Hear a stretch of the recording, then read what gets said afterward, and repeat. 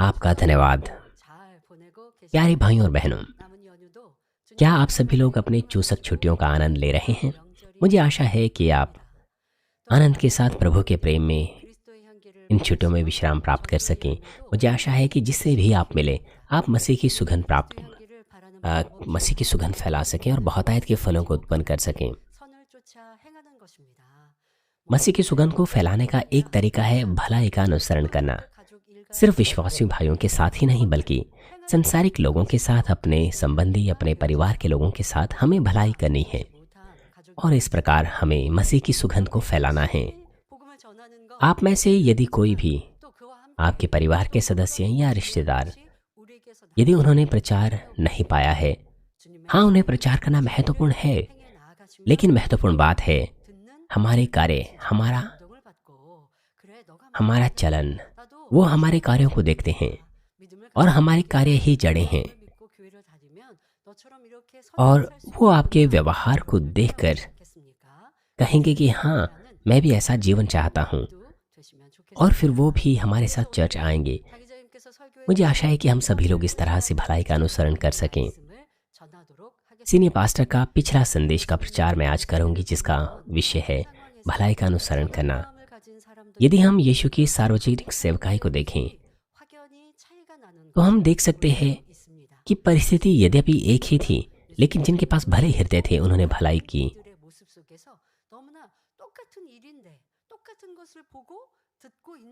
परिस्थिति यद्यपि वैसे ही थी, यद्यपि उन्होंने एक ही चीज देखी, मगर उनकी बातें, उनके विचार बिल्कुल अलग थे। लूका 5 अध्याय में एक झोले का मारा व्यक्ति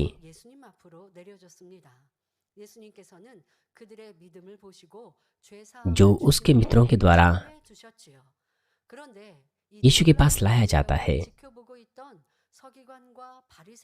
और छत को तोड़ने के द्वारा उसे यीशु के पास लाया जाता है। उनका विश्वास देखकर यीशु ने उन्हें क्षमा किया और उसे चंगा किया। लेकिन यह देख जो सदूकी और फरीसी थे, वो कहने लगे कि परमेश्वर के अलावा कौन पाप क्षमा कर सकता है,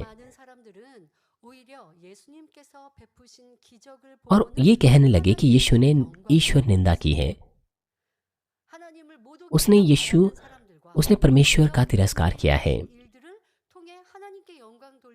परंतु बहुत सारे लोगों ने परमेश्वर की यह देखकर महिमा भी की। इसलिए यद्यपि लोगों ने एक ही कार्य देखा, लेकिन कुछों ने परमेश्वर की महिमा की, लेकिन कुछों ने यीशु का तिरस्कार किया। यह इसलिए है क्योंकि उनके हृदय अलग अलग थे, उनका मूल्य अलग अलग था। और उसके बाद जब यीशु ने महसूल लेने वाले, अर्थात जो लेवी थे, उनसे कहा कि मेरे पीछे हो लो, उसने अपना सब कुछ छोड़ दिया और वो उठकर यीशु के पीछे हो लिया।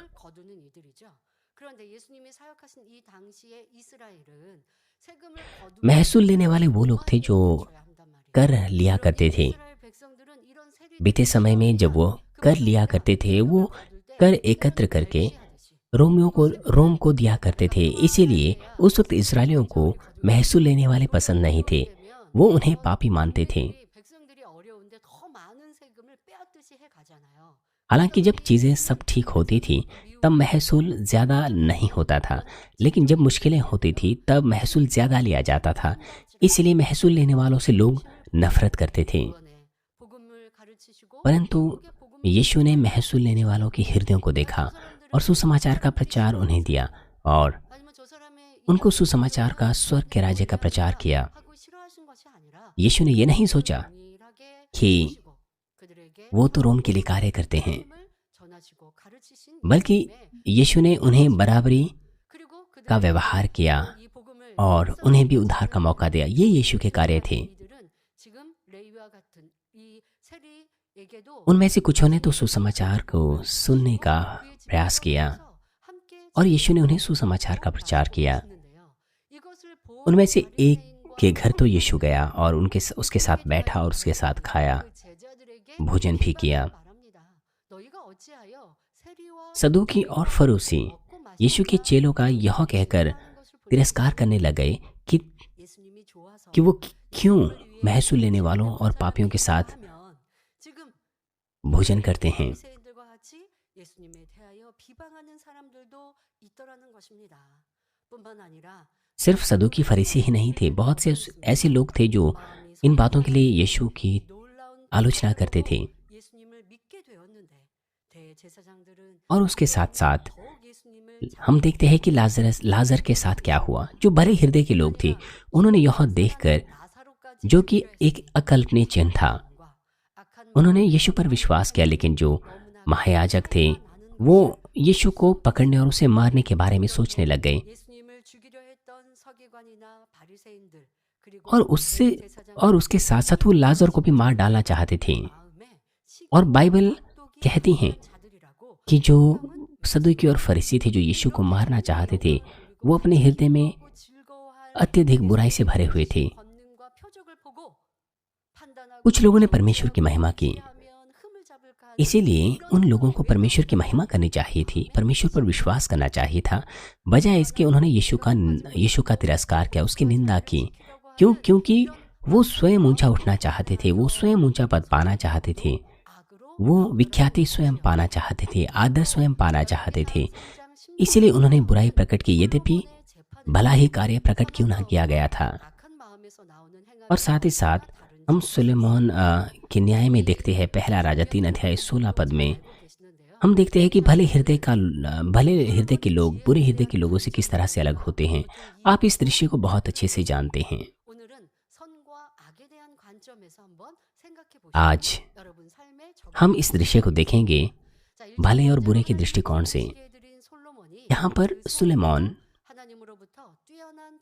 जिसने 1000 मेल बलियों के द्वारा परमेश्वर को, होम बलियों के द्वारा परमेश्वर को प्रसन्न किया और परमेश्वर से बुद्धि प्राप्त की, और इस तरह से उसने न्याय करने की बुद्धि परमेश्वर से प्राप्त की। यहाँ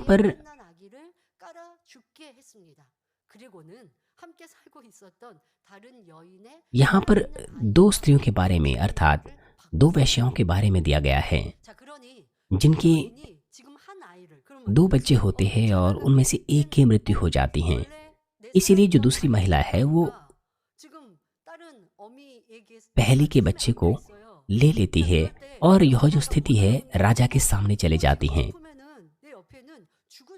जो माँ है वो अपने बच्चे को पहचानती हैं, परंतु उसने देखा कि उसका बच्चा मरा हुआ है और उसका अपना बच्चा दूसरी माँ के हाथों में है। इसी वजह से ये 2 महिलाएं आपस में लड़ती हैं।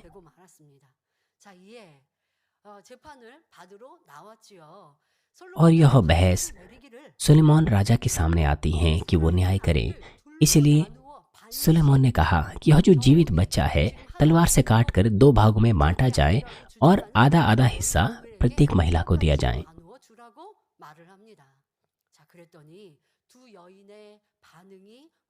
और फिर ये 2 महिला बिल्कुल अलग अलग तरीके से प्रतिक्रिया देती हैं। और हम यहाँ पर भलाई और बुराई के बीच में अंतर देख सकते हैं। पहला यूहन्ना 3:26 में हम देख सकते हैं, तब जीवित बालक की माता का मन अपने बेटे के स्नेह से भर आया और उसने राजा से कहा, हे प्रभु, यदि उसका बेटा काट करके 2 भागों में बांटा जाता तो वो बच्चा जो है वो मर जाता। इसलिए जो उसकी माता थी वो कहने लगी कि हे प्रभु, जीवित बालक उसी को दे दे, परंतु किसी भांति ना मार। दूसरी स्त्री ने कहा, जिसने वो बच्चा बदल दिया था, उसने कहा, दूसरी स्त्री ने कहा, वहाँ ना तो मेरा हो ना तेरा हो, वहाँ 2 टुकड़े किया जाए। वो राजा की इस बात के साथ सहमत हो गई। स्थिति एक ही थी, लेकिन उनमें से एक ने कहा कि वो बच्चा ना मारा जाए, चाहे उसे उसको खोना ही क्यों ना पड़े। भले ही उसका अपना बच्चा था, लेकिन वो नहीं चाहती थी कि उसका बच्चा मारा डाला जाए। लेकिन दूसरी ने कहा कि यह बच्चा बराबर बांटा जाए, चाहे वो मारा ही क्यों ना डाला जाए। यहाँ पर हम एक अंतर देख सकते हैं भले और बुराई के बीच में। हम देख सकते हैं एक ही स्थिति है, लेकिन क्या कोई बुराई से या भलाई से संबंध रखता है, इसका अंतर यहाँ पर साफ साफ देखने को मिल जाता है।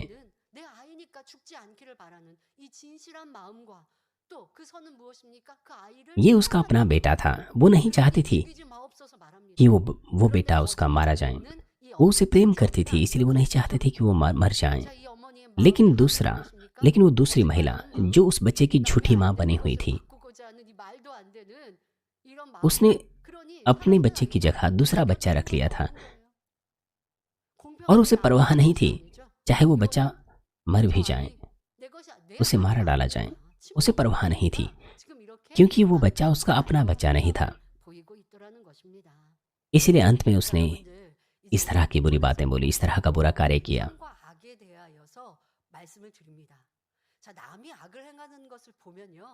मैं आज भलाई और बुराई के बारे में बात कर रही हूँ। जब हम बुरे करने वालों को देखते हैं, हम ऐसा सोचते हैं कि वो इतना बुरा क्यों है, और जब हम स्वयं वही कार्य करते हैं तो हम अपने आप को बुरा नहीं मानते, हम इस प्रकार से बुराई करते हैं। इसीलिए आज के संदेश में मैं आपको कुछ ऐतिहासिक कहानियों के बारे में बता रही हूँ और साथ ही कुछ बाइबल के ऊपर आधारित घटनाओं को भी हम देखेंगे। जब हम दूसरों को देखते हैं, हम आसानी से भलाई बुराई में अंतर करते हैं, लेकिन जब हम स्वयं बुराई करते हैं तो हम अपने आप को बुरा नहीं मानते। यद्यपि हम बुरा करते हैं, लेकिन हम उसे कोई बुराई नहीं मानते, बजाय इसके हम अपने आप को सही ठहराते हैं। इसीलिए हम बुराई को दूर करने में असफल हो जाते हैं। लेकिन आज के संदेश में आपको सीख प्राप्त करनी है इससे। जब आप प्रार्थना करते हैं, पवित्र आत्मा की प्रेरणा के द्वारा हमें इस बात को खोजना है कि हम अपने आप को बुरा महसूस किए बगैर ही बुराई करते हैं। हमें इस तरह के क्षेत्रों को पहचानना है, इसलिए ये आपके लिए एक कार्य है।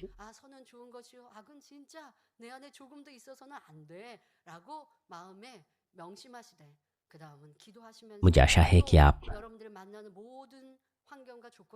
इस बात पर ध्यान दें। अपनी प्रार्थनाओं में अपनी स्थिति को आपको जांचना है, और आपको जांचना है कि आप भलाई और बुराई का अनुसरण करते हैं।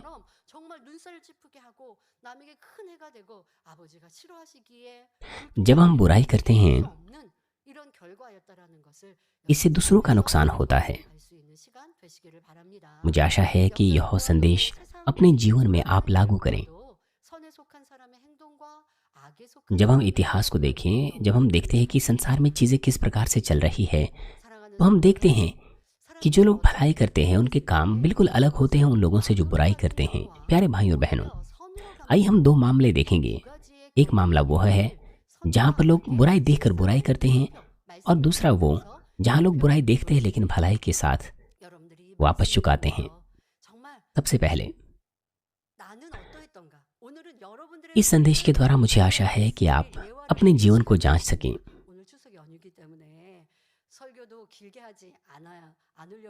ये छुट्टियों का मौसम है।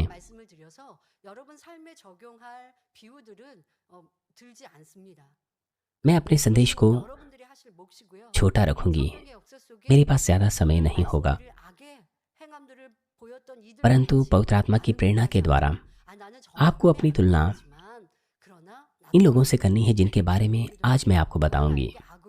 आपको अपने आप को जांचना होगा कि यदि आप इस जगह पर होते तो आप बुराई करते।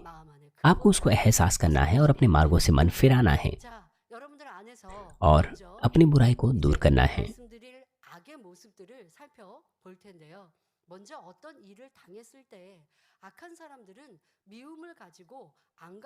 सबसे पहले बुराई देखने के बाद जो बुरे हृदय के लोग होते हैं वो बैर अपने अंदर रखते हैं, फिर बदला लेते हैं, बुराई दर बुराई करते हैं। उसका एक अच्छा उदाहरण कोरिया के इतिहास में पाया जाता है। राजा को जब पता चला कि उसकी माँ जो यून थी वो किस प्रकार से मरी, तो उसने उसका बदला चुकाने के लिए हर अधिकारी को मार डाला और उन तमाम लोगों को मार डाला जो उनके साथ शामिल थे। ये 20 वर्ष पहले की बात है। मेरा मतलब है ये उसके 20 वर्ष पहले की बात थी, उसके राजा बनने से 20 वर्ष पहले की बात थी। लेकिन जब वो राजा बना तो उसने हर व्यक्ति को ढूंढ निकाला और उसने उन सबको मारने की कोशिश की।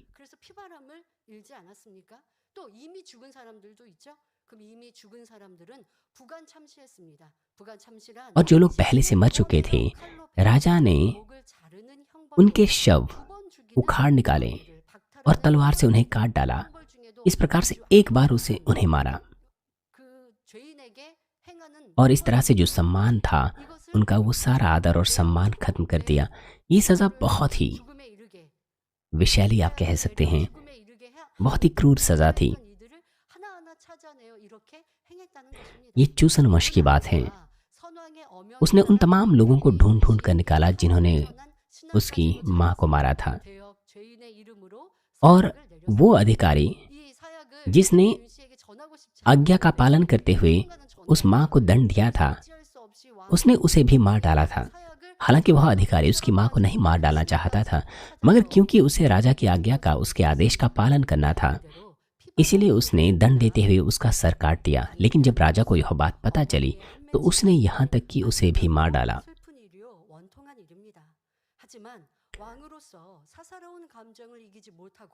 इसमें कोई प्रश्न नहीं है कि राजा के लिए उसकी माँ की यह घटना बहुत दुखद थी, मगर देश का राजा होने के बावजूद भी वो अपनी व्यक्तिगत भावनाओं में बह गया और उसने अपने सामर्थ्य का, अपने अधिकार का इस्तेमाल इस तरह की बुराई जो बयां नहीं की जा सकती है, इस तरह की बुराई करने के लिए इस्तेमाल किया।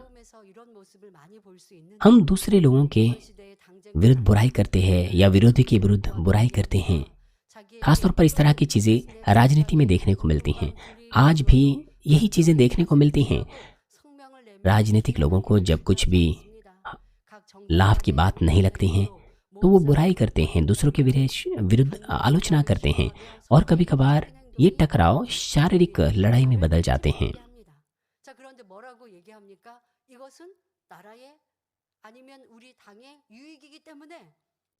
इस तरह के जब वो काम करते हैं तो वो अपने आप को ये कहकर सही ठहराते हैं कि हम ऐसा अपनी पार्टी के लाभ के लिए कर रहे हैं, इसलिए उन्हें ऐसा करना पड़ता है। हमारे विवेक इस तरह से लापरवाह नहीं होने चाहिए। अगर कोई हमारे विरुद्ध बुराई करता है तो हम वापस लड़ते हैं और फिर हम अपने आप को यह कहकर सही ठहराते हैं कि सामने वाले व्यक्ति ने सबसे पहले हमारे साथ बुराई की, इसलिए हमें भी करनी पड़ी। परंतु सत्य इसके विपरीत है। चाहे कोई हमारे दाहिने गाल पर मारे, हमें दूसरा भी उसकी ओर फेर देना है। परंतु संसार में भले विवेक को ढूंढना बहुत मुश्किल है।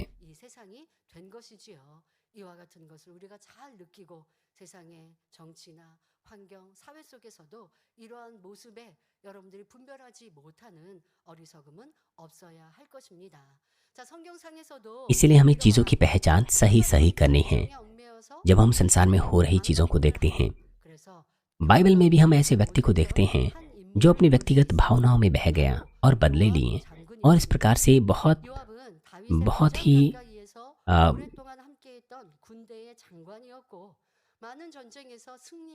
और इसके द्वारा जो नतीजे थे वो बहुत ही खराब थे।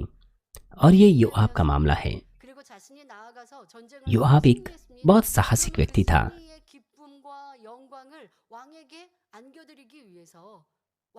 योआब जब भी युद्ध जीतता था, वो उसकी महिमा, वो उसका आनंद दाऊद को देता था। वो दाऊद का इंतजार करता था। दाऊद उस वक्त राजा था, लेकिन उसके बाद वो अपनी व्यक्तिगत भावनाओं में जब बह गया तो उसने दाऊद की ही आज्ञा का, उसके उद्देश्य का उल्लंघन किया और उसके बाद कुछ ऐसा कार्य किया जिसके द्वारा दाऊद की बड़ी योजना गंभीरता से क्षतिग्रस्त हो सकती थी। ये वो समय था जब दाऊद इजराइल की 12 जातियों को संगठित करने की कोशिश कर रहा था।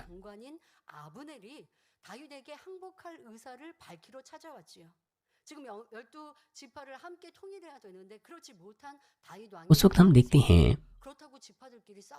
जब इजराइल की 12 जातियां संगठित नहीं हुई थी, उस वक्त बहुत सी जातियां दाऊद का अनुसरण नहीं करती थी। वो उस वक्त भी जो इशबोशेत था, शाऊल का बेटा था, उसका अनुसरण करती थी। उस वक्त अब्नेर एक ऐसा व्यक्ति था जो इशबोशेत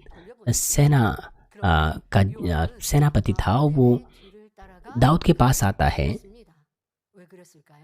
이는 앞서 और 전쟁에서 앞선 उसे 정치에서 समर्पण का संदेश देता है। 자기 동생을 죽인 것에 대한 안가품이었습니다. मगर यहाँ 동생이 पर 죽은 일은 या 큰 जो योआब था 승리였지만 वो अब्नेर का अनुसरण करता है और उसे मार डालता है। 이스라엘은 다윗 왕과 나라를 यद्यपि 생각해야 합니다. दाऊद ने 또 전쟁이 मेल मिलाप 있으면 रखने के लिए 이렇게 장수들이 सहमति 싸우다가 जताई थी और यहाँ तक कि बोझ भी करना चाहता था, लेकिन जब वो अब्नेर वापस लौट रहा था तो योआब ने उसे मार डाला। 그리고 더더욱 वो इसीलिए क्योंकि उसने 자기 동생을 योआब के भाई को 지지하려고 पिछले युद्ध में मार डाला था 돌려보냈거든요. 그런데 और इस वजह से उसकी व्यक्तिगत भावनाओं के चलते उसने उसे मार डाला। 때문에 어쩔 수 없이 죽였던 이런 상황이었어요. हालांकि अब्नेर उसे नहीं मारना चाहता था, लेकिन योआब का भाई लगातार हमला कर रहा था, इसीलिए अब्नेर को उसे मार डालना पड़ा। यहाँ पर योब अपनी व्यक्तिगत भावनाओं में बह जाता है और अपने अंदर चल रहे बदले की भावना के चलते उसने उसके साथ अपना बदला लिया और यह ग्रहण योग्य नहीं था। मगर क्योंकि योआब के हृदय में बुराई थी, इसीलिए योआब ने इस तरह की बुराई की। 무시하고 솔로몬을 대신하여 아도니아를 왕으로 세우는데도 가담한 것을 볼 수 있습니다. 그럼 다윗에게 그렇게 충성하였던 요압인데 और 왜 이런 हम देखते हैं 이룬 것일까요? 마태복음 12장 35절에 कि जब दाऊद की मृत्यु हो गई तो उसके बाद उसने 악한 사람은 그 쌓은 악에서 악한 जिस प्रकार से मत्ती 12 अध्याय 35 पद में लिखा, भला मनुष्य मन के भले भंडार से भली बातें निकालता है और बुरा मनुष्य बुरे भंडार से बुरी बातें निकालता है। यद्यपि योआब दाऊद का एक भला व्यक्ति था, लेकिन दाऊद की मृत्यु के बाद हम देखते हैं कि उसने क्या किया। उसने दाऊद के बेटे के बजाय किसी और को राजा बनाने का प्रस्ताव दिया। हम देखते हैं यद्यपि वो दाऊद का एक प्रिय व्यक्ति था, लेकिन उसने क्या किया। हम देखते हैं कि जब उसे समय मिला तो क्योंकि वो हृदय में बुरा व्यक्ति था, इसलिए उसने उस समय में अपने हृदय की बुराई प्रकट की। जब चीजें सही थी तो वो और भी अधिक अहंकारी बन गया। उसने यहाँ तक कि राजा का भी तिरस्कार किया। वो बदला ही नहीं। इसे जब स्थिति उत्पन्न हुई तो उसकी जो बुराई जो उसके हृदय में थी वो प्रकट हुई। हमारे जीवन में भी हमें इस तरह के क्षेत्रों को ढूंढना है। हमारे अंदर भी अच्छी अच्छी चीज़ें हैं, हमारे अंदर भी अच्छी अच्छी बातें हैं, लेकिन उन अच्छी अच्छी चीज़ों के पीछे हमारे अंदर बुराई हो सकती है। बुराई के प्रकार हो सकते हैं जो छिपे हुए हो सकते हैं। इसीलिए हमें अपने अच्छे अच्छे कामों से अंधा नहीं होना है। हमें अपनी बुराई के बारे में सोचना चाहिए जो हमारे अंदर छुपी होती हैं। हमें उन्हें ढूंढना है। हमें दीन होकर उन्हें ढूंढना है। हमारी बुराई जब प्रकट होती हैं, हमें उसका दोष अपने वातावरण या किसी और व्यक्ति को नहीं देना चाहिए। ये हमारी हृदय की बुराई होती है जो हमारी परिस्थिति के अनुसार बाहर निकलती हैं। उदाहरण के लिए यदि हम बैर को देखें तो जब तक हमारे हृदय में बैर होता है तब तक जिसे हम नापसंद करते हैं हम उसे नहीं मिलना चाहते हैं, ना बात करना चाहते हैं। अगर वो हमारी नज़रों में भी दिखें तो हम उस रास्ते पर चलना ही नहीं चाहते हैं। आप ऐसा सोच सकते हैं कि यदि हम किसी से बैर रखते हैं तो हम उससे बात नहीं करना चाहेंगे, लेकिन अगर हमारे हृदय में बैर ना हो तो ऐसी भावनाएं हमारे पास नहीं होंगी।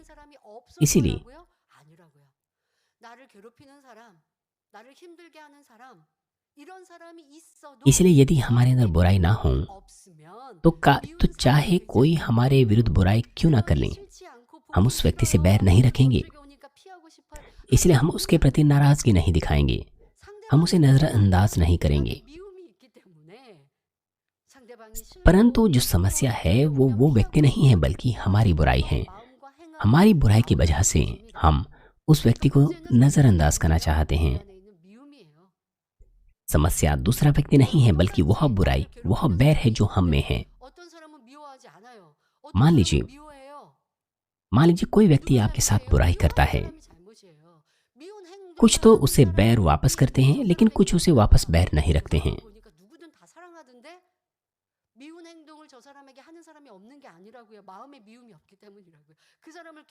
ऐसा इसलिए है क्योंकि जो वापस बैर नहीं रखते वो इसलिए क्योंकि उनके हृदय में बैर नहीं है। 짜증낼 상황이 없어서가 सामने 아니라 वाले व्यक्ति के 마음에 अंदर बैर 짜증이 रखने के 나는 लिए 관계라는 बहुत 것이 से 없으니까. 그러니 짜증 날 कमियां 상황도 क्यों ना हो, बैर रखने के लिए बहुत से कारण क्यों ना हो सामने वाले व्यक्ति के 수심이 पास, 가득하지 않는 मगर 사람, क्योंकि उनके हृदय में बैर नहीं है 사람은 इसलिए वो बैर नहीं 그럴 रखते 일이 हैं। 없어서가 कुछ लोग बिना 아니라 चिंताओं के 슬퍼하지 हमेशा 않는 आनंदित 그런 होते 일이 हैं। 있지만 ऐसा नहीं है कि 아버지 उनके पास चिंता की कोई कारण 말씀처럼 नहीं है, 천국 उनके पास 소망을 बहुत सारी चीजें हो सकती है 아버지의 चिंता 의를 करने के लिए, 믿음으로 मगर क्योंकि वो 가지고 परमेश्वर का वचन याद रखते हैं उनकी आशा स्वर्ग पर बनी रहती हैं। 이것이 इसलिए वो 우리 धन्यवाद के साथ और आनंद के साथ उन परिस्थितियों को 하나님의 नियंत्रित करते हैं। 그런데 यही 우리는 है हमारा मसीह 변화되려고 जीवन, 하지 यही है 않고 एक बदला हुआ मसीह 자기를 जीवन। 비웃할 परंतु 사람들과 लोग अपने आप को इस प्रकार से बदलने की कोशिश नहीं करते हैं, बल्कि लोग निरंतर दूसरों पर दोष डालते हैं 내 부모님은 나를 왜 이렇게 악하게 और साथ ही साथ अपने माता पिता पर भी दोष डालते हैं, 이런 분들이 ये कहते हुए 내가 कि मेरे 잘하는 माता 게 पिता इतने बुरे क्यों हैं। 내가 이렇게 악으로 मैंने 심어줬어요. तो 왜 그런 말 저런 말 하지 말고. 내 मैं 안에 तो एक बुरे वातावरण में पला बड़ा हूँ, मैंने तो बुराई अपने माता पिता से प्राप्त की है, इसलिए मेरे अंदर बहुत सारी बुराई है। 이거 말고 हमें इस तरह से दोष नहीं लगाना चाहिए। 이 많은 악이라 할지라도 또 버리면 हमें निर्णय लेना चाहिए कि हम बुराई को दूर करें। 자기를 인정하면 분명히 हमें सकारात्मक अंगीकार करना चाहिए। 미운 상대가 있으면 जब हम ऐसा करते हैं तो हम सचमुच अपने आप को जांच सकते हैं। 자, 그것처럼 우리가 진짜 미워해야 할 것은 내 마음에 있는 악입니다. 그러니까 여러분들이 있는 악을요. 오늘 हमारे 그 악을 बैर 미워하려고 악에 대해서 막 करने का जो विषय है वो हमारे हृदय में बुराई होनी चाहिए। 그래서 야, मैं 악을 भलाई और 진짜 बुराई के बारे में 미워해야 आपको बता 되지 रही 않을까? हूँ। 근데 그 미워해야 될 대상이 뭐라고요? इस संदेश को सुनकर मुझे आशा है 뭐라고요? कि आप महसूस कर सकें 느끼고 행하고 कि 있는 악이라고요. हमें जिससे बैर रखना है, 싫어지고 हमारे बैर रखने का विषय हमारे हृदय में बुराई होनी चाहिए। हमें बुराई से बैर रखना है, हमें बुराई से घृणा करनी है। अपने हृदय से यदि हम बुराई से बैर रखें तो स्वाभाविक है कि हम उसे दूर करेंगे 이렇게 여러분들의 악을 미워해서 버려 나아가면 선만 남게 되어지죠. और फिर पवित्र होने के लिए 남으면요. 아무리 원수 हमें ज्यादा समय नहीं लगेगा। केवल भलाई ही हमारे हृदय में बच जाएगी, और यदि केवल भलाई ही हमारे हृदय में होंगी तो ऐसी स्थिति में भी जहां हमें नाराज होना पड़े वहां भी हम भलाई ही करेंगे और विजयी होंगे। सामने वाला व्यक्ति यदि हमारे साथ बुराई करता है और अगर हमारे अंदर केवल भलाई ही हो तो हम केवल भलाई ही करेंगे। आइए अब से कुछ ऐसे मामले देखेंगे जहां पर लोगों ने बुराई को देखा और भलाई के साथ उसे प्रकट किया। राजा योनसन के बारे में मैं आपको बताऊंगी। उसकी माँ को मारा डाला गया, उसकी माँ को जहर पिलाकर मारा डाला गया और उसके अंदर ये नाराजगी थी और उसे भलाई करनी चाहिए थी, मगर कुछ दूसरे ऐसे राजा थे जिन्होंने ऐसा नहीं किया। भलाई का मापदंड, भलाई का मापदंड यह है कि हम बुराई के बदले भलाई करें। यही भलाई का मापदंड है, ये परमेश्वर हमसे चाहता है। जोसन वंश में जापान ने इस देश पर जब हमला किया था तो उस वक्त राजनीतिक लोग नहीं जानते थे कि क्या करें। उनमें से कुछ युद्ध करने के लिए गए और अंत में वो हार गए और अंत में नेवी के सेनापतियों ने जापान के हमलावरों को रोकने की कोशिश की और लोगों को सुरक्षा देने की कोशिश की, और वो थे जनरल एडमिरल ली।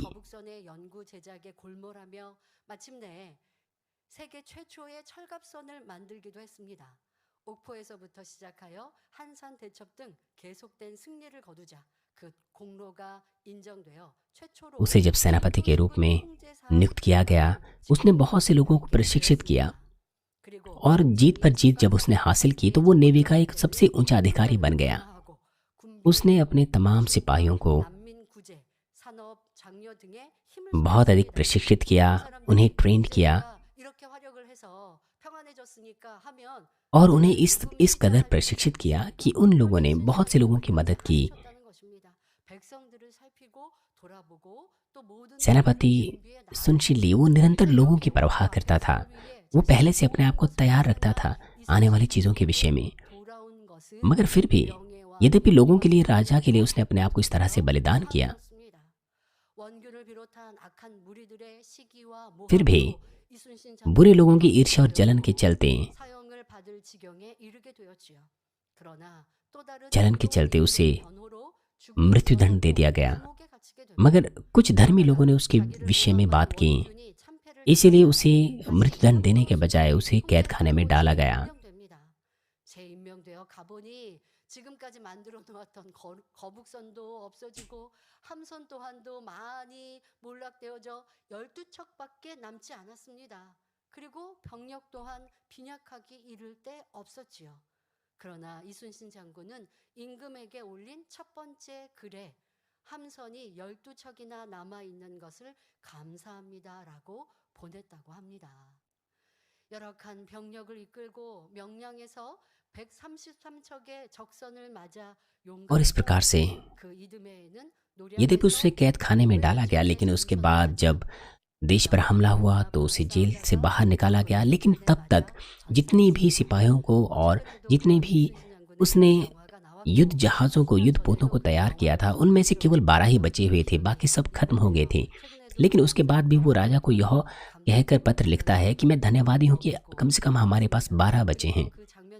और उसके बाद वो युद्ध के लिए जाता है और वो विजय भी होता है। मैंने ये फिल्म देखी है और मैं उससे बहुत प्रभावित होती हूँ।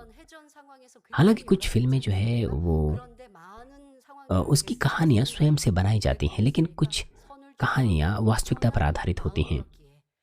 उस सेनापति ने भलाई की क्योंकि उसके हृदय में भलाई थी।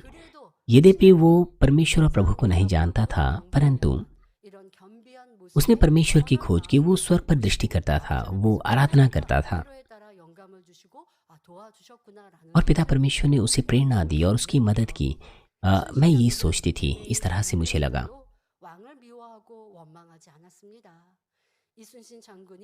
यहाँ तक कि वो सेनापति ने बिना वजह के जब सजा उठाई, तब भी उसने बैर नहीं रखा राजा के प्रति, उसे नाराज नहीं हुआ। यदि वो नाराज होता, दुर्भावनाएं रखता, तो वो अपने जीवन को जोखिम में नहीं डालता।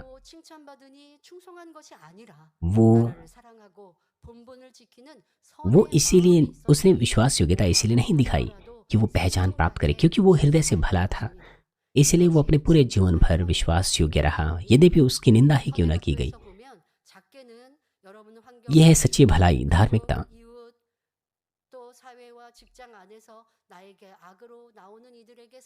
हमारे वातावरण में ऐसे लोग हो सकते हैं जो हमारे विरुद्ध बुराई करते हैं और हम भलाई में उसका जवाब देते हैं। लेकिन अगर हम राष्ट्रीय स्तर पर देखें, सामुदायिक स्तर पर देखें,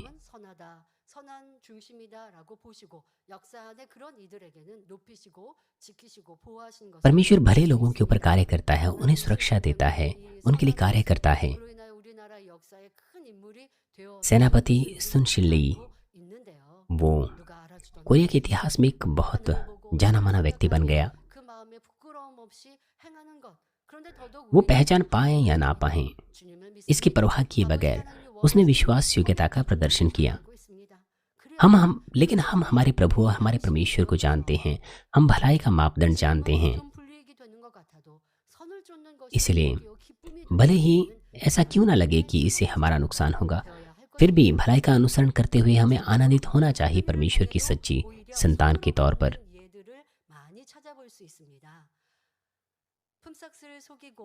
बाइबल में भी ऐसे बहुत से उदाहरण हैं जहां पर एक व्यक्ति ने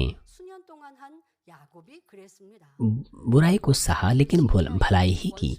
बाइबल में हम याकूब को देखते हैं जिसने कई वर्षों तक अपने चाचा की सेवा की, लेकिन उसे खामियाजे के रूप में नुकसान उठाना पड़ा।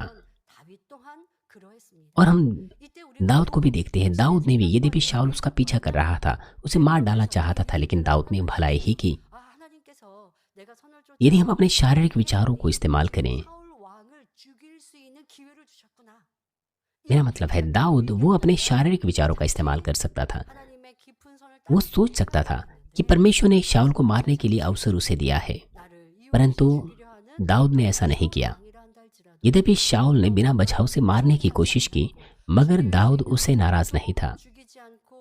हालांकि वो ऐसी स्थिति में था, वो शाऊल को मार डाल सकता था, मगर फिर भी उसने शाऊल के विरुद्ध यह बुराई नहीं की, उसने शाऊल को नहीं मारा। और और ऐसी स्थिति में दाऊद उसे पिता तक कहता है। इसलिए जब उसकी आजमाइशी खत्म हुई तो परमेश्वर ने उसे राजा स्थापित किया। परमेश्वर ने एक सुंदर राजा के रूप में उसे स्थापित किया।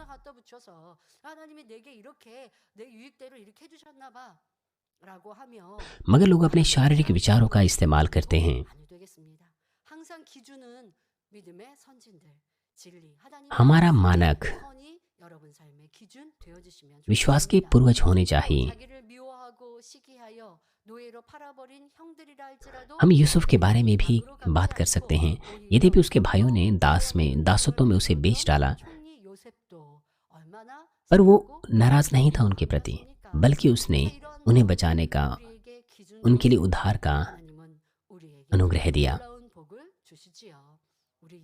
क्या होगा अगर हमारे पास भी भलाई का यही मानक होगा, तो परमेश्वर भी अद्भुत रीति से हमें आशीष देगा।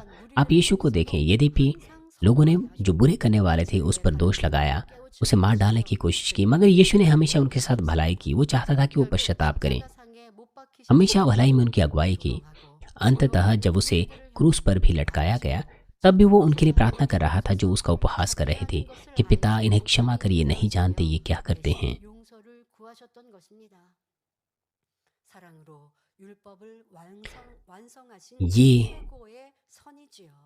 ये उसकी सबसे उच्च स्तर की भलाई का स्तर था कि उसने इस तरह से प्रेम के द्वारा व्यवस्था को पूरा किया।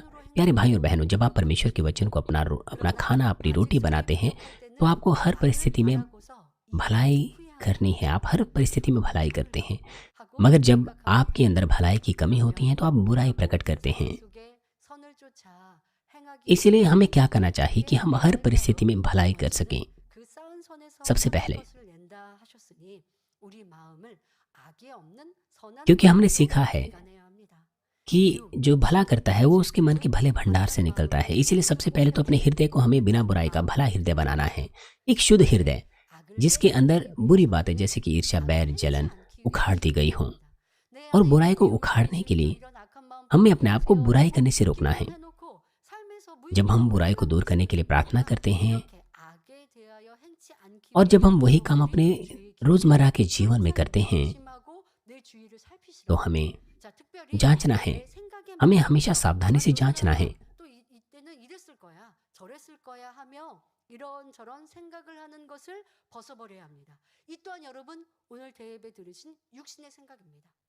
विशेष रूप से हमें कल्पना करना रोक देना है अपने विचारों में कि किसी ने ऐसा किया होगा या वैसा किया होगा। जब हमारे हृदय में असत्य होता है, तो जब भी हम किसी परिस्थिति का सामना करते हैं, यदि हमारे अंदर ईर्ष्या या जलन हो,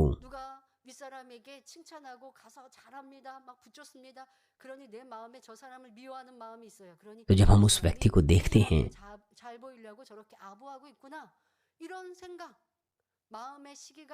तो हम अपने शारीरिक विचारों का इस्तेमाल करते हैं। अपने ईर्ष्या और जलन के चलते शैतान हमें भड़काता है, उकसाता है कि हम उस तरह के विचार प्राप्त करें, हमें उकसाता है कि हम न्याय करें।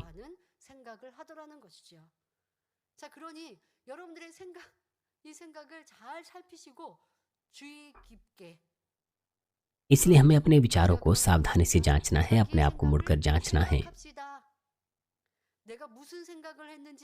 हमें अपने विचारों के बारे में सोचना है, हमें अपने विचारों की जांच करनी है कि वे सत्य के हैं या असत्य के हैं, आत्मिक है या आत्मिक नहीं है। हमें अपने आप को उस प्रकार से प्रशिक्षित करना है, अनुशासित करना है। उस प्रकार से हम अपनी बुराई को दूर कर सकते हैं और भलाई का अनुसरण कर सकते हैं। यह कल्पना करना कि किसी ने ऐसा किया होगा, वैसा किया होगा, ये अपने आप में न्याय करना है।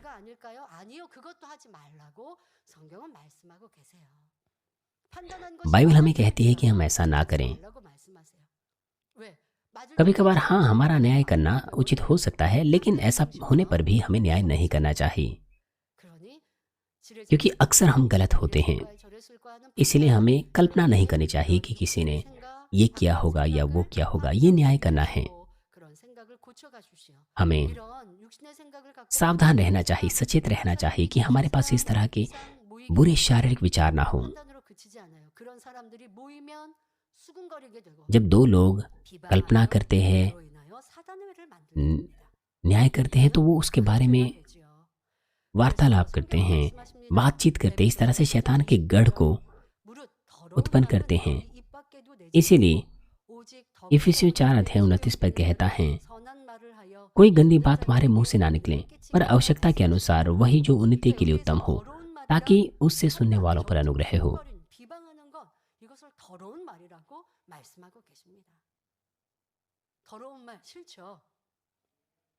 यहाँ पर गंदी बात न्याय और निंदा की बातें हैं। हमें गंदी बात पसंद नहीं है, परंतु लोग तेजी से इस तरह की बातें करते हैं, जिसका मतलब है कि वो बुराई से भरे हुए हैं और वो अपनी बातों में बुराई प्रकट करते हैं। इसीलिए वो अपनी प्रार्थनाओं के उत्तर प्राप्त नहीं कर पाते, इसलिए उनके जीवन में कष्ट रहते हैं, इसलिए वो चंगाई प्राप्त नहीं कर पाते, उत्तर प्राप्त नहीं कर पाते। यदि हम उनकी बात करें जिनके हृदय भलाई में और आत्मा में जोते गए हैं, वो जो भी कहते हैं वो भलाई की बात होती हैं। इसलिए सुनने वाला अनुग्रह से भर जाता है। लेकिन दूसरी तरफ जो बुराई से भरे होते हैं, वो अपनी बातों से दूसरों को नाराज करते हैं और न्याय और निंदा करने के द्वारा पाप करते हैं और दूसरों की परिपूर्णता को छीन देते हैं। इसीलिए यदि आप भलाई का अनुसरण करने वाले हैं तो निरंतर आपको विशेष रूप से अपने हृदय को जांचना है, अपने हृदय की पहरेदारी करनी है, अपनी बातों की पहरेदारी करनी है। और साथ ही जो व्यक्ति भलाई का अनुसरण करता है, उसके लिए हमें निरंतर भलाई करते रहना है, निराश हुए लगातार भले कामों को करते रहना है। जैसे कि रविवार की सुबह की सभा में हमने सुना, बुराई को दूर करने के लिए हमें मेहनत के साथ, परिश्रम के साथ सत्य का कार्य करना है, करते रहना है, भले ही ऐसा क्यों ना लगे। मेरा मतलब है, कभी कभार हमें लगता है कि हमें भलाई करनी है, लेकिन हम भलाई करने में सुस्त पड़ जाते हैं, हम निराश हो जाते हैं। और क्या वजह है कि ऐसा होता है? यद्यपि हम भलाई का अनुसरण करने की कोशिश करते हैं, यद्यपि हम भलाई के साथ आनंदित होने की कोशिश करते हैं, लेकिन हम हिम्मत हार बैठते हैं।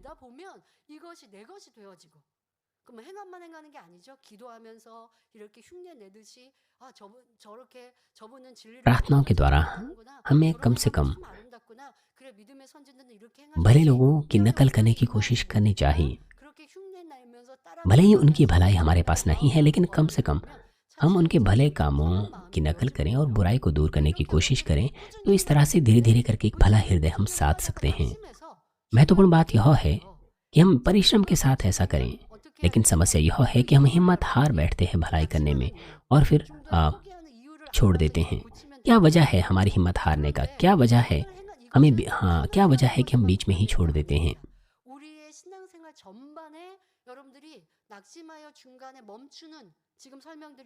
हमें इसे अपने मसीह जीवन के हर क्षेत्र पे लागू करना है, सिर्फ भलाई में ही नहीं।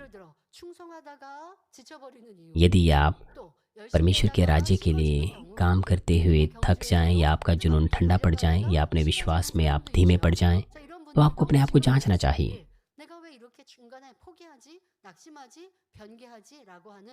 आपको कारण ढूंढना चाहिए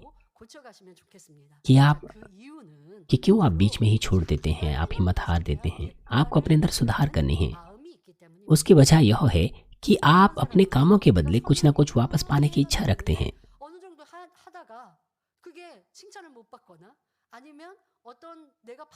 जब आपकी प्रशंसा नहीं होती, जब आपको पहचान नहीं मिलती, जब उन्हें उनकी अपेक्षा अनुसार नहीं मिलता है, तो वो अपने भले कामों को करना रोक देते हैं। वो निरंतर भलाई करने की ताकत खो बैठते हैं। ये सच्ची भलाई नहीं है।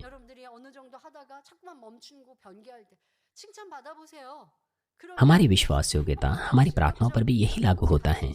जब आपकी प्रशंसा की जाती है तो आप आनंदित होते हैं, आपको ऐसा लगता है कि आप करते रहोगे, लेकिन ये सत्य नहीं है, क्योंकि जब आपकी प्रशंसा ना भी हो तब भी आपको भलाई करते रहना चाहिए, प्रेम करता रहना चाहिए, अपने कार्य को निरंतर करते रहना चाहिए।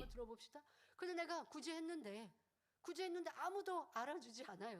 또 और 굳이 दूसरों के 했는데 लिए यदि 내가 हम 행한 मान 말이 लीजिए 옳지 दान के 않은데 कामों की बात 뭐지? करें, मान 라고 लीजिए आप 하면 दूसरों की 하나도 मदद करते हैं 알아버려요. 그러니까 और आपको 주님도 पहचान नहीं मिलती, आप कोई 꾸준히 आर्थिक आशीष प्राप्त नहीं करते, 또 इसलिए आप निराश हो 그렇게 하지 जाते हैं और उस 않는데 दान के काम को करना 이것이 बंद कर देते हैं। 죄입니다.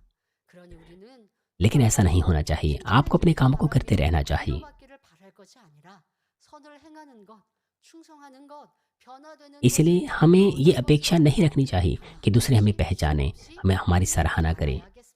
ये स्वाभाविक होना चाहिए कि हम भलाई करते रहें परमेश्वर के राज्य के लिए और अपने आप को बदल दें, और ऐसा करने के द्वारा हमें निरंतर अपने कामों को करते रहना चाहिए। वो जो परमेश्वर से, प्रभु से प्रेम करते हैं, वो इच्छा के साथ, बिना कुछ वापस पाने की इच्छा के साथ भलाई करेंगे। क्यों? क्योंकि हमारा प्रभु बहुत सी पीड़ाओं से गुजरा, बहुत से कष्टों से गुजरा। यदि हम हमारे प्रभु की उन पीड़ाओं को, उनके कलेशों को याद करें, तो हमारे प्रभु की क्रूस पर उसकी पीड़ाओं में शामिल होना, हम उसे आदर मानेंगे। जैसे कि इस सेनापति सुनशिले था, यद्यपि उसने बलिदान किया, उसके बाद भी परिणाम स्वरूप उसे सजा मिली।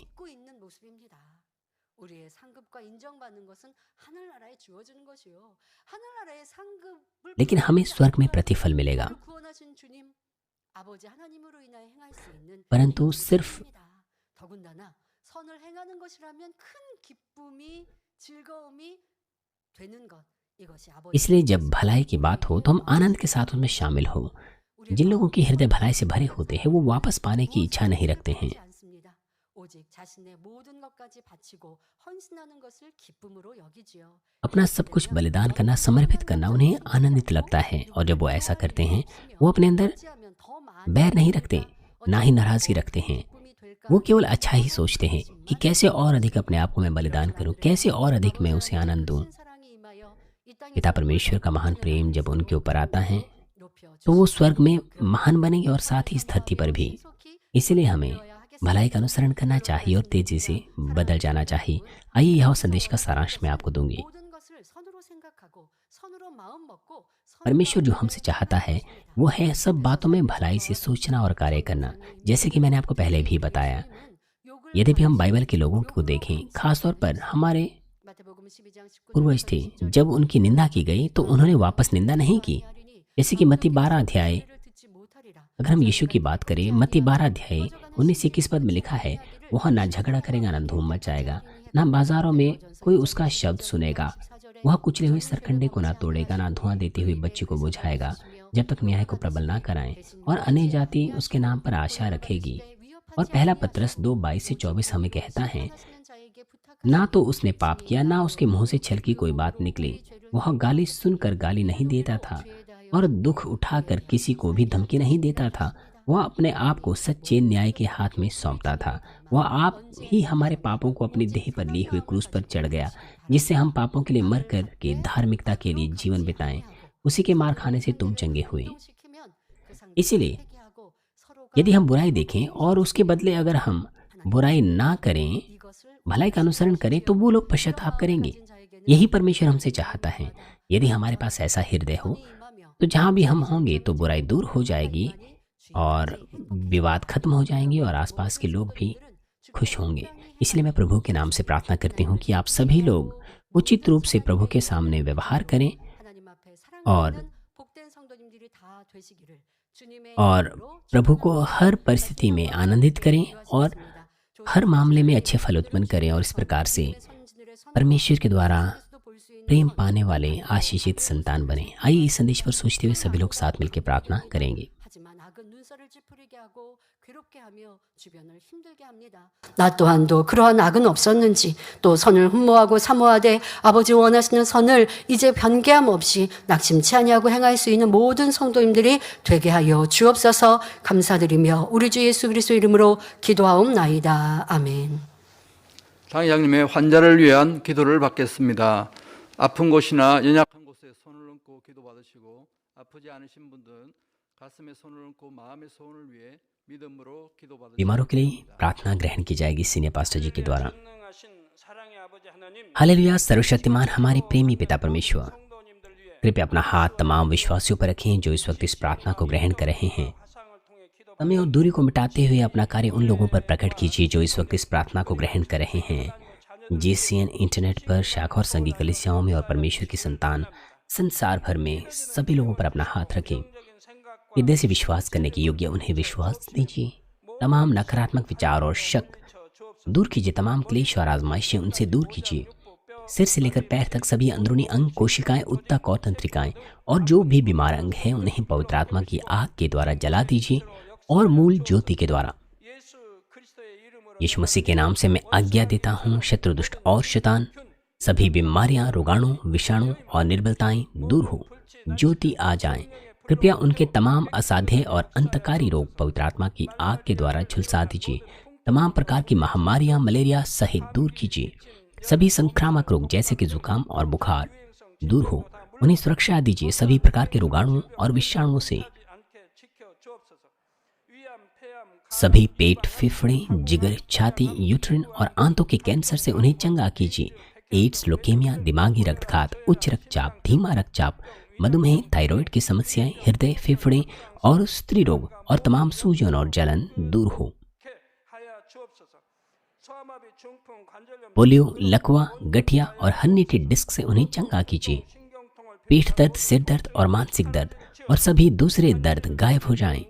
मिर्गी, स्वलीनता, उदासी, तंत्रिका रोग और दूसरी मानसिक बीमारियां दूर हो। सभी प्रकार के लकवे खुल जाएं, उठें, चलें और कूदें। आंखें सामान्य देखने लगें, कान सामान्य सुनने लगें, अंधे देखने लगें, बहरे सुनने लगें और गूंगे बोलने लग जाएं। 벙어리는 말할지어다. सभी प्रकार के दुर्घटना के दुष्प्रभाव से उन्हें चंगा कीजिए। उनकी टूटी हड्डियां जोड़ दीजिए। उन्हें जलन से ठीक कीजिए। जलन और दहन संवेदना उनसे दूर हो। 하옵소서. 화기야 물러가라. 열도 물러가라. 아버지 흉터도 나지 않게 पिता, कोई दाग वहाँ न रह जाएं। सभी प्रकार की नशे की लत से, जहर पदार्थ और उनके इस्तेमाल से साफ हो जाओ। मृतक कोशिकाओं, तंत्रिकाओं को फिर से जला दीजिए। मृतकों को जला दीजिए। उन्हें गर्भधारण की आशीष दीजिए। आप गर्भधारण की आशीष प्राप्त करने पाएं। यीशु मसीह के नाम से मैं आज्ञा देता हूँ, शत्रु, दुष्ट और शैतान, हवाओं के सामर्थ्य के शासक, स्वर्गीय स्थानों की बुराई की सेनाएं और उनके दास दूर हो। 그의 사자들도 물러갈지니라. 이 땅에 악한 बुरी, अशुद्ध, झूठी, धोखे की और अलग करने वाली आत्माएं और अंधकार के तमाम बल दूर हो। दुष्टता के तमाम बंधन खुल जाएं, अंधकार दूर हो, ज्योति आ जाएं। 빛이여 임하라. 아버지 पिता परमेश्वर, उन्हें ताकत दीजिए कि वे प्रार्थनाओं में पुकारें। पापों को दूर करने की उन्हें सामर्थ्य दीजिए और वे पवित्र हो जाएं। 영혼의 찰 जब उनका प्राण समृद्ध होता है, सब बातों में वे भले चंगे रहें और उनके परिवारों में भी सुसमाचार का प्रचार हो।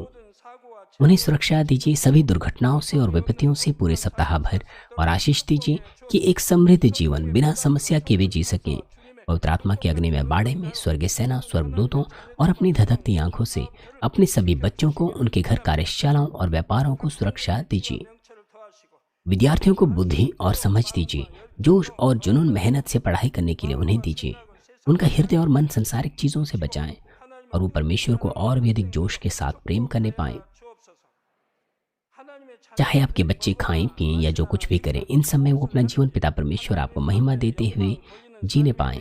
축복하여 주시기를 वे जीवित परमेश्वर की गवाही ये कहकर देने पाएं कि मैं परमेश्वर से मिला हूँ, मैंने परमेश्वर का अनुभव किया है, उससे उत्तर और आशीषें प्राप्त किए हैं। 아버지 하나님 पिता परमेश्वर, आपका धन्यवाद। सारी महिमा केवल आपको मिले। हमारे प्रभु यीशु मसीह के नाम से 의 이름으로 मैं प्रार्थना करता हूँ, 나이다. आमीन। 아멘. 만민 찬양